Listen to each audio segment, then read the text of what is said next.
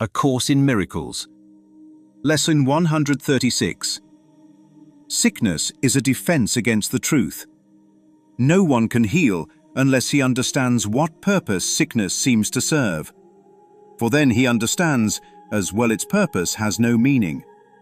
Being causeless and without a meaningful intent of any kind, it cannot be at all. When this is seen, healing is automatic. It dispels this meaningless illusion by the same approach that carries all of them to truth, and merely leaves them there to disappear. Sickness is not an accident. Like all defenses, it is an insane device for self-deception.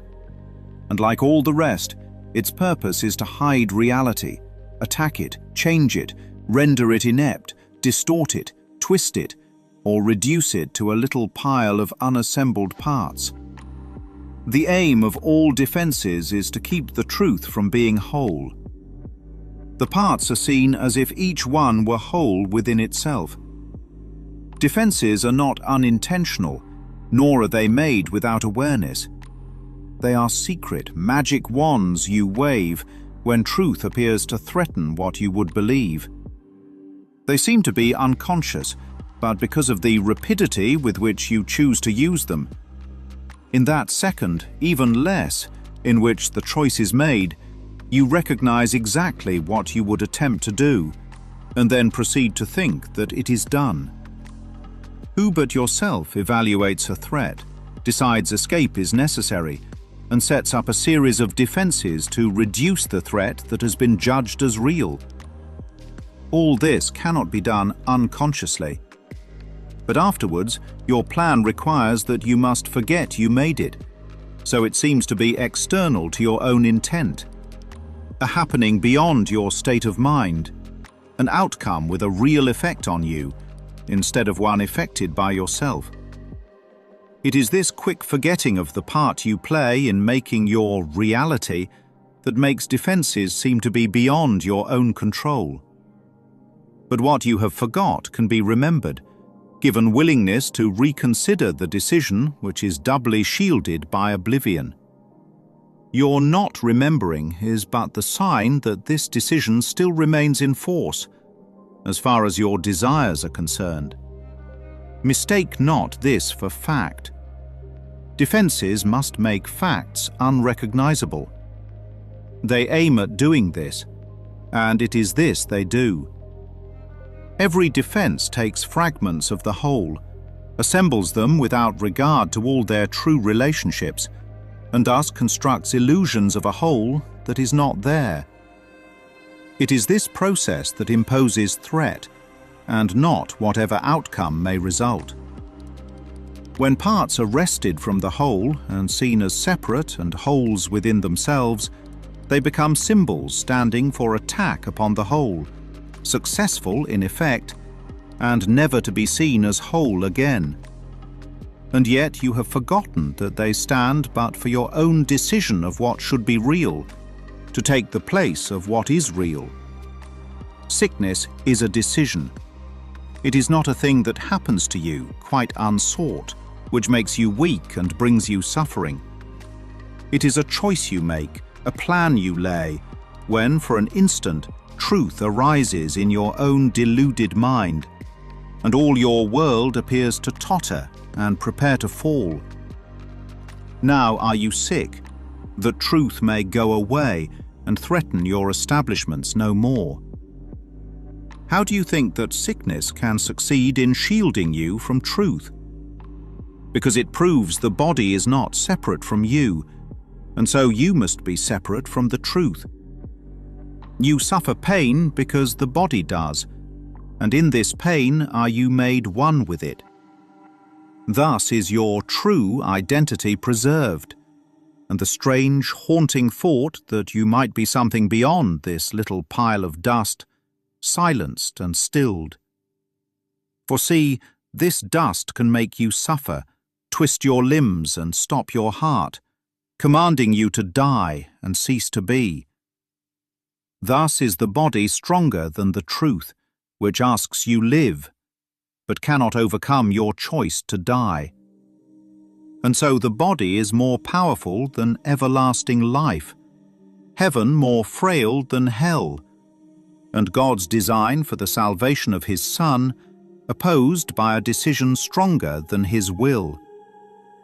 His Son is dust, the Father incomplete, and chaos sits in triumph on his throne. Such is your planning for your own defense.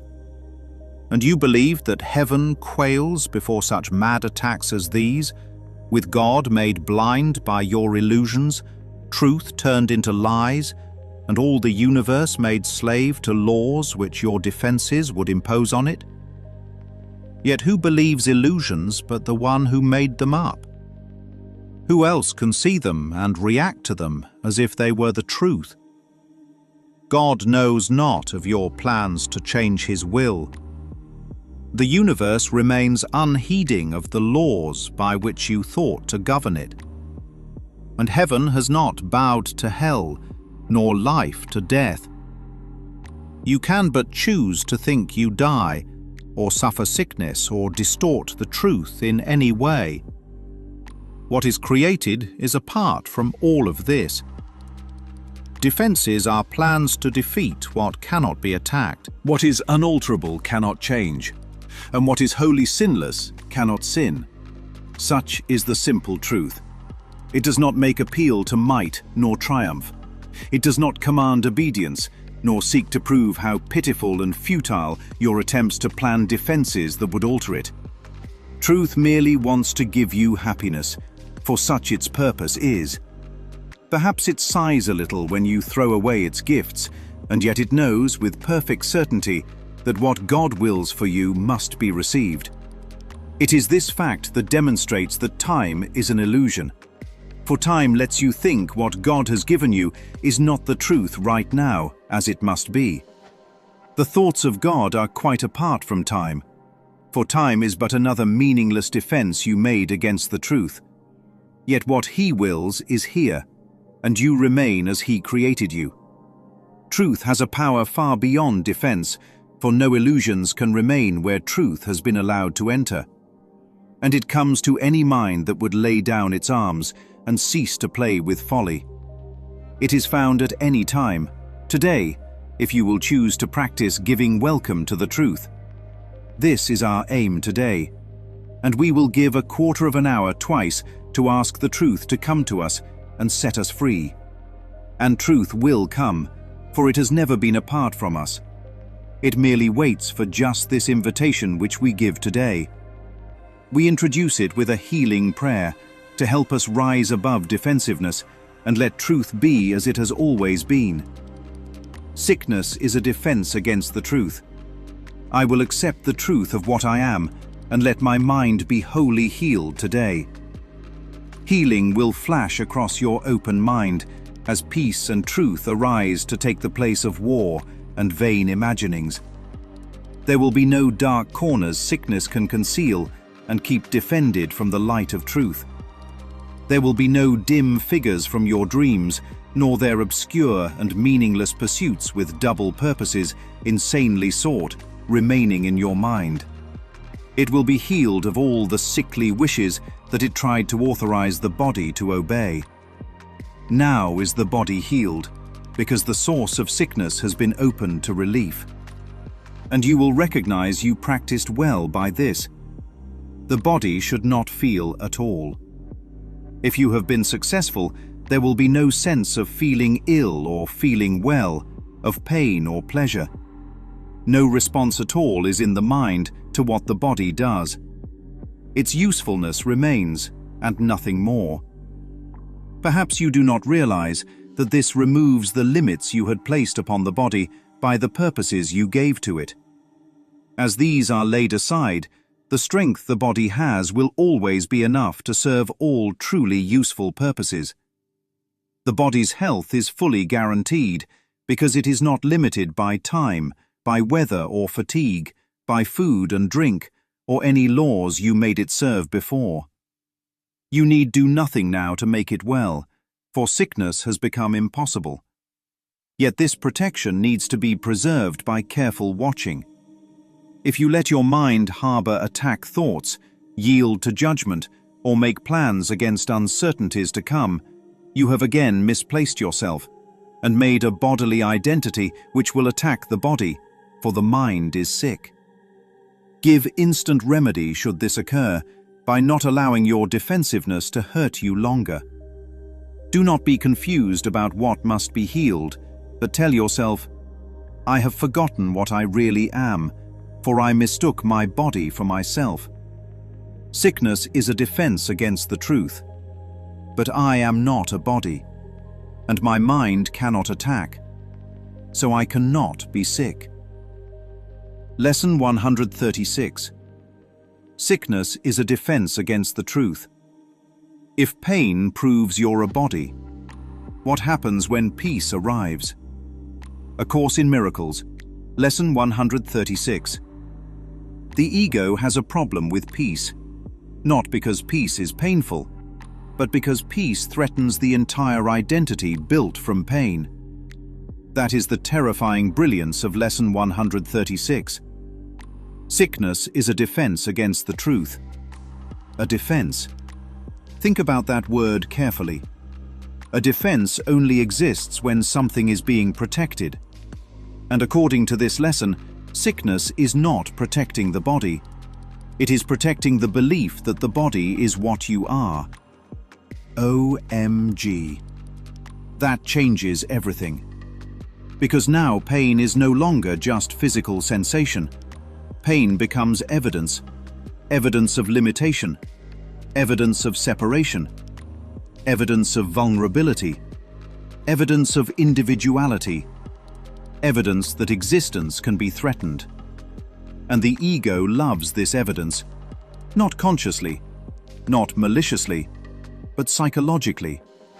Because if pain proves the body is real, then the body becomes identity.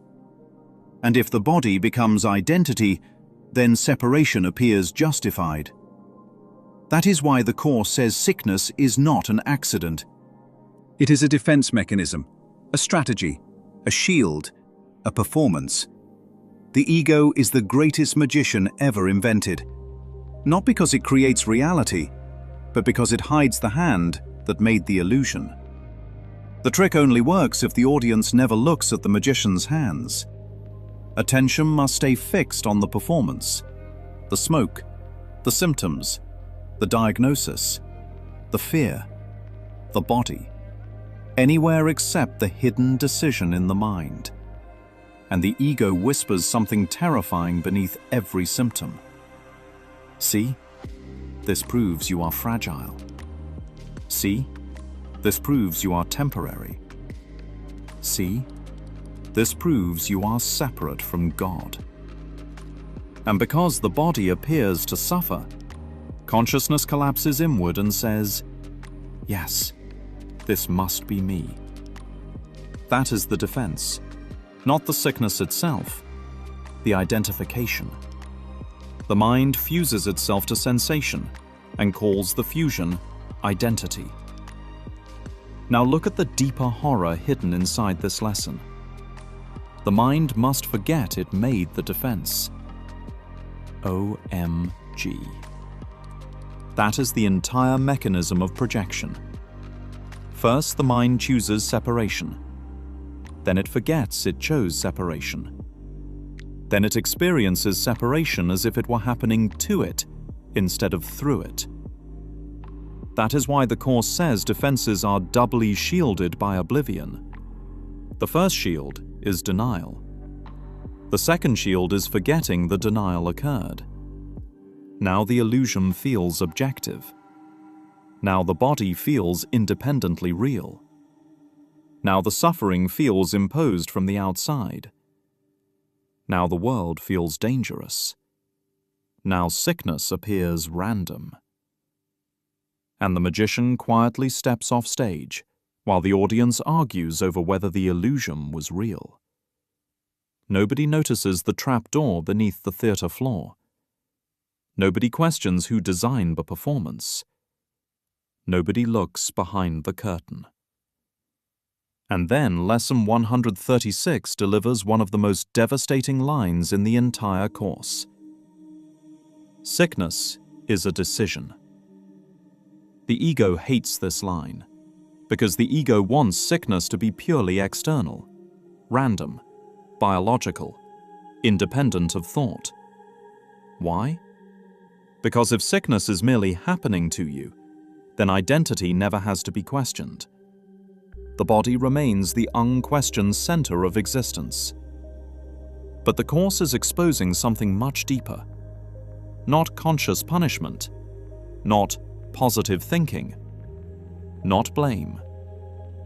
Purpose. The ego uses sickness because sickness reinforces embodiment. Pain localizes identity into form. Look at human behavior carefully. A tiny sensation in the body can overthrow peace instantly.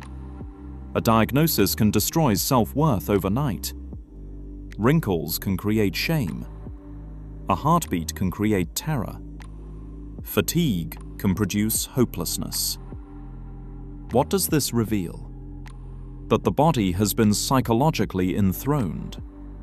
The body becomes the evidence system for reality. The ego points dramatically toward the stage lights and says, if the body suffers, truth must be weak. OMG. That is exactly what the lesson says. The body becomes stronger than truth. Not literally, psychologically. People say they believe in eternal life, but panic over temporary discomfort. People say they believe in God, but trust bodily evidence more than peace. People say love is eternal, but a single bodily threat can erase awareness of love instantly. That means the body has become God psychologically. And now comes the deeper inversion. If pain proves you are a body, what happens when peace arrives? Uh-oh. Now the ego has a problem, because peace begins dissolving the evidence system. If there is no suffering to reinforce limitation, identity starts becoming unstable. If there is no fear, separation starts losing credibility. If there is no conflict, the personal self starts weakening. That is why many people unconsciously fear peace, not because peace hurts, but because peace exposes. Peace reveals how much identity was built from struggle, how much personality was built from wounds, how much selfhood was built from grievance, how much meaning was built from pain. The ego survives through contrast, through conflict, through problems, through becoming, through defending. It needs the performance to continue. It needs the stage lights on. It needs the audience hypnotized by the act. Peace ends the show. And without the show, the separate self begins to tremble.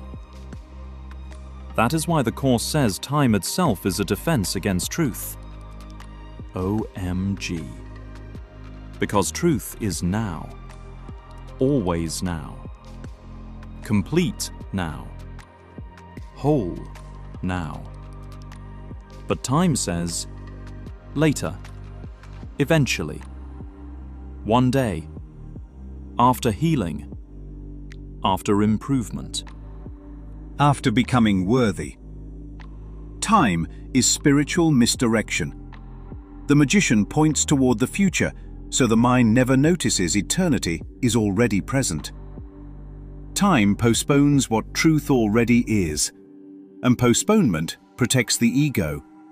Because if truth is fully present now, then the separate self cannot survive now. That is why peace feels threatening to the egoic mind. Peace stops the becoming. Peace stops the defending. Peace stops the performance. Peace stops the psychological addiction to suffering.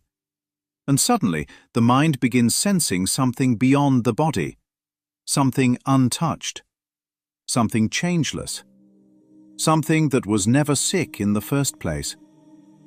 That is why the Course says healing is automatic, not earned, not manufactured, not achieved through struggle. Automatic, because truth does not need to be created.